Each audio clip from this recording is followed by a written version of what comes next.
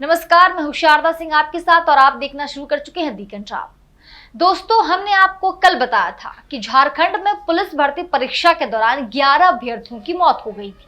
कई तरह के आरोप लगे, जैसे कि खराब मैदान की वजह से लोग गिर रहे थे। वहीं खराब मौसम को भी वजह बताया गया था। नेताजी के अपने अपने दावे हैं।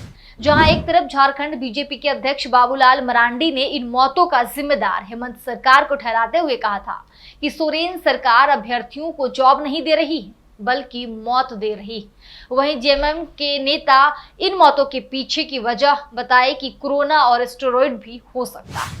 बहरहाल खबर में जो अपडेट्स है वो ये है कि झारखंड में सिपाही भर्ती परीक्षा के दौरान कई अभ्यर्थियों की मौत के बाद अब सोरेन सरकार ने एक बड़ा फैसला लिया है। मुख्यमंत्री हेमंत सोरेन ने उत्पाद विभाग में सिपाही भर्ती परीक्षा की प्रक्रिया को 3 दिनों के लिए स्थगित करने का आदेश दिया। इसके साथ ही उन्होंने सिपाही भर्ती परीक्षा के नियमावली में बदलाव करने की भी बात कही।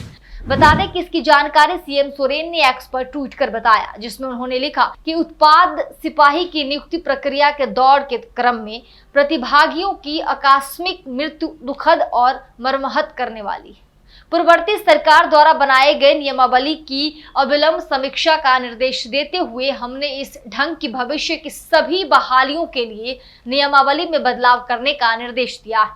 साथ ही इस प्रक्रिया में दुर्भाग्यवश पीड़ित और शोकाकुल परिवार को सरकार की तरफ से तत्काल राहत पहुंचाने के लिए प्रस्ताव बनाने का भी निर्देश दिया गया। एहतियातन अगले 3 दिनों के लिए हमने इस भर्ती प्रक्रिया को स्थगित करने का निर्देश भी दिया।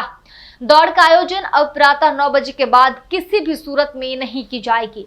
जिन अभ्यर्थियों को दौड़ के पूर्व स्वास्थ्य परीक्षण की जरूरत महसूस होगी, उनके लिए चिकित्सकों की पर्याप्त व्यवस्था होगी तथा सभी प्रतियोगिता स्थलों पर प्रतिभागियों के लिए नाश्ते फल का व्यवस्था होगी, जिससे कि कोई भूखे पेट दौड़ में हिस्सा ना ले। आखिर किन कारणों से हमारे गांव समाज के अपेक्षाकृत स्वस्थ चुस्त लोग पूर्व से चली आ रही शारीरिक परीक्षा में हताहत हो जा रहे? आखिर झारखंड सहित देश में पिछले 3-4 वर्षों में सामान्य जन के स्वास्थ्य में ऐसा क्या बदलाव आया है?